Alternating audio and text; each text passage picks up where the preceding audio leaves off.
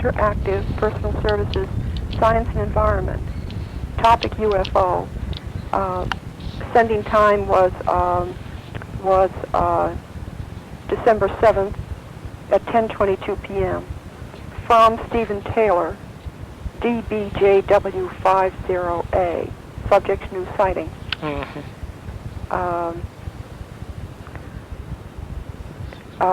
said, I am a radar traffic controller at the Chicago Center, and this last Thursday night at approximately 5:30 p.m., I was working the high-altitude sector that covers eastern Illinois and western Indiana.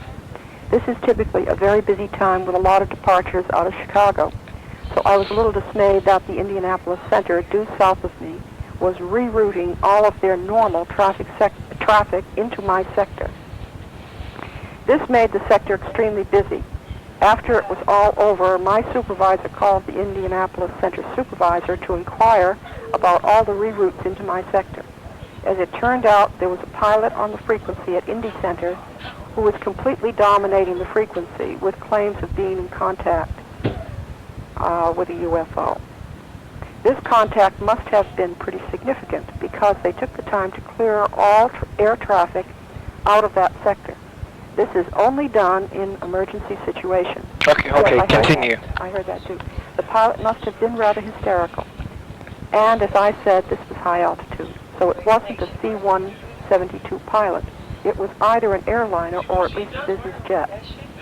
That's about all I know. If you want further information, you should contact the Indianapolis Traffic Control Center, Air Traffic Control Center, located at Indianapolis International Airport. You may be able to request tapes of the controller-pilot conversation as well under the Freedom of Information Act, as this is a U.S. government facility. You should ask for the tapes of Sky and Wabash sectors. I have no idea if the radar actually picked anything up, but you may be able to request an ENTAP, which is radar data for that time, period. I hope this helps you investigators. Sign off, Stephen. I believe in 8 days from now they will erase the tapes, so if you want them, better get your requests in. And this is Francis. Yes, hi, Francis. Yeah, I had to go pick up the kids at school. Okay. Got your message. Is this your home number? Yeah. Okay, I'll keep that number just in case something comes up in the future. Not sure what we've got here, but it sounds pretty interesting. Okay. And it brings up a problem too, because we've got a computer net or several computer nets out there, and we're not using them to full capacity. And there's a time problem in getting the data to researchers. There needs to be some type of priority put on them if it's not just a UFO story they're typing out. This came through the Prodigy. Okay. And it was put on computer on December 7th at 10:22, and the person sending was a guy by the name of Steve. Let's see if I got his name here. I don't know if you know him or not. He's an air traffic controller up there. Oh, in Chicago? Yeah, Steve Taylor. Steve Taylor. No, I don't know that name. Radar controller. And I don't know what this is, but it's DBJW50A, and that must be some sending number he's got. Let's see. Okay, what it boils down to is he was on duty on the 2nd of December, so that just shows you how much time has elapsed. Right. This occurred at 5:30 p.m., and he was working the high altitude sector for eastern Illinois and western Indiana. Okay. And it was very busy. And for some reason, he was busier than he should have been because Indianapolis Center was routing all their traffic over there. Okay. And when he got done, he went to his supervisor, and they checked with the supervisor at Indianapolis International Airport and found out that something happened there, and that was the reason why they had done that. Okay. Again, now this is his report. That's all I've got. Some pilot, either a commercial pilot or a business pilot, because it was high altitude, was a little frantic on the airway, and he was dominating the airway. And he had said he was involved in a UFO sighting. Now that's my words. Their words are on the fax printout is that he had a contact. And I don't know whether that means radar or visual. I don't know. Okay. The only time they clear out a sector like that is if there's an emergency situation, but they did do that according to this fellow at O'Hara. Okay. The sector that we need to check into is called,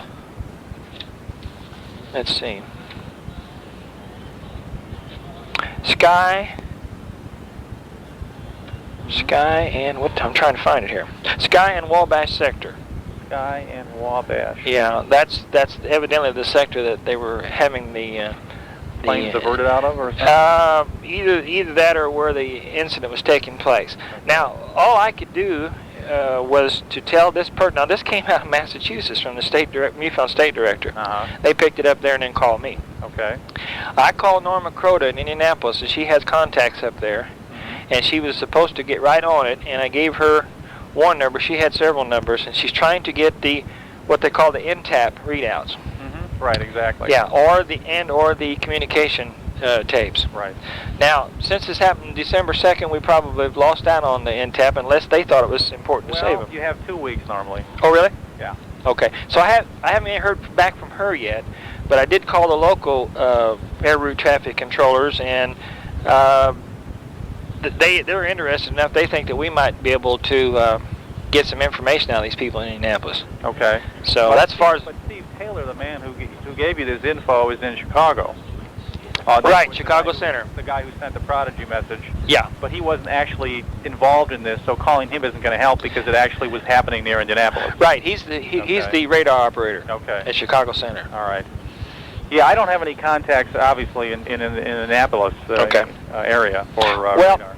My only concern was you might have some tips. I'm kind of at a loss because I'm down here, Right. but Norma's doing it, so whatever she's doing, Right. I guess will have to suffice. And when did you give it to her? I gave it to her as soon as I got it yesterday. Okay. Well, it should be possible. They can always turn you down, but technically, the NTAP information, unless it's been sequestered for a safety investigation or something, is public data. Yeah.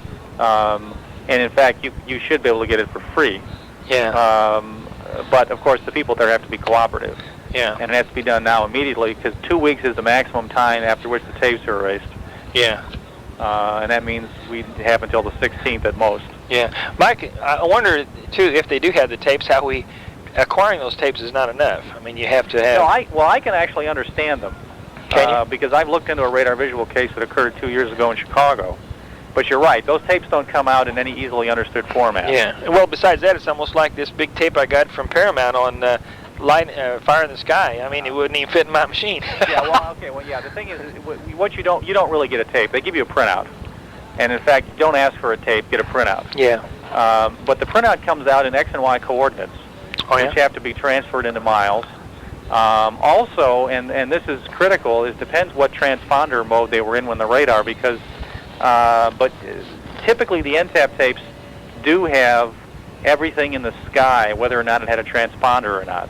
Yeah. And that, of course, means they'll pick up a UFO. Yeah. That's what happened here near Evanston for us. In this case, I was looking into. If that's the case, then there'll be a symbol for everything on the plot. The aircraft that are, United Airlines, American, and so forth, will have a different kind of symbol than the other things on there that don't have a transponder. Everything will be listed with an X and Y position that I think changes like every 6 or 8 seconds from the sweep of the radar. Yeah. And so it's just a very tedious job reconstructing it. But NTAP information has no altitude data, typically, except for the things that have transponders. And that's critical. 1, 2, 3, watch.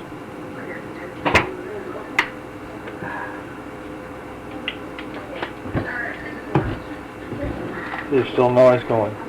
So you see the light flashing? Yeah, I can still record. Well, as long as there's noise, it'll keep going.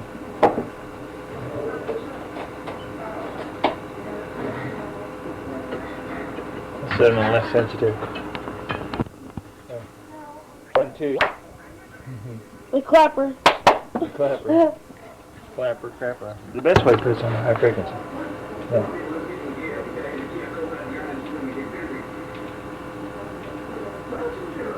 Hello.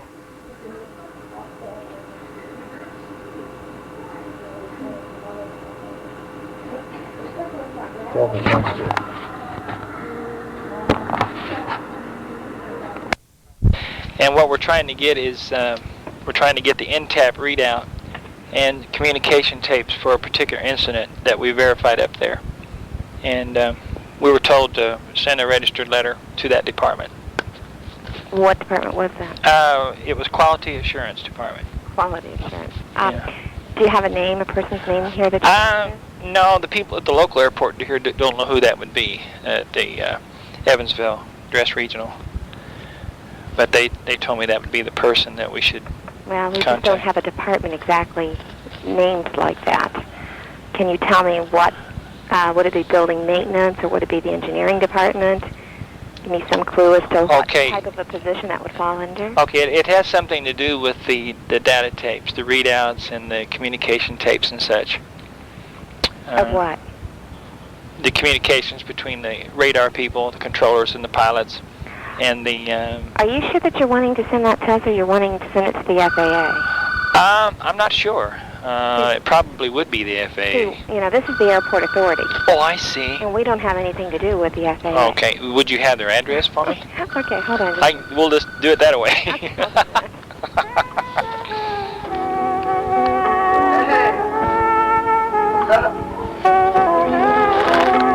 That could have been anything else. Right, the terrestrial thing or whatever. So when you get them, basically just look at them and derive whatever you can, because You know, I'll let you know if I have any comments. yeah, I used to sit down and try to evaluate these things, and it's just best that you read them and take them for what they are. Yeah. Because I could work on them 6 months and never make any more out of them than what they are. Well, that's the point. I mean, I think that for the massive UFO reports, they have meaning when you put them together with other reports statistically, like you've done over time. Yeah. Or looking at report type. There are certain cases where you have physical evidence or other details where it pays to spend a lot of time studying that case. Yeah. But most of them are not like that. Incidentally, I got a 2-page letter from Eddie Bullard you might be interested in. Uh-huh. I may just go ahead and put it in the newsletter and you can take it out of that. But about 7%, 6 or 7% of my total database were 1897 entries. Oh, really? And I sent a printout to him, and he sent a 2-page letter back explaining the fact that he's went through 4,000 newspapers, and it was a hoax that year. Uh-huh.